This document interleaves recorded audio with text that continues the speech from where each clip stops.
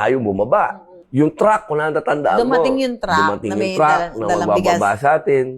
Alam ko, natatandaan ko yung sinabi mo noon sa akin, sumakay ka na.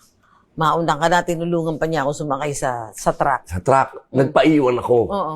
Oo, sabi ko, mauna na kayo. Kasi ayoko na mauna ako. Kasi baka pag nauna ako, pag nandun na ako, harangin na naman kayo. Kasi natakot. Yung pagmamalasakit mo, sobrang na-appreciate ko. Tapos sabi mo noon, Senator, huwag ka nang babalik dito. Ako hindi na babalik dito. Ba't mo sinabi yun? Ang katotohanan nun, kung medyo kulang ang kaalaman ko nun sa Islam at sa Quran, medyo baka mapahamak tayo nun. Kasi yun na lang ang naging basihan ko eh.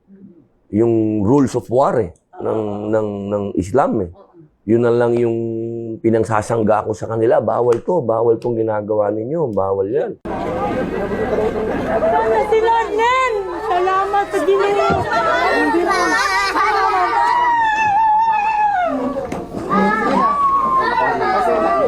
Ano masasabi niya dyan? Nakapiling niya na anak niya.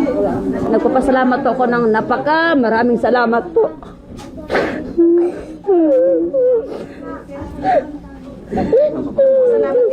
Panawagan ko po sa ila na sana yung mga iba ipauwi na nila lahat. Nasaan? Yun yung isa sa mga talagang hindi ko makakalimutan na bahagi ng aking propesyon.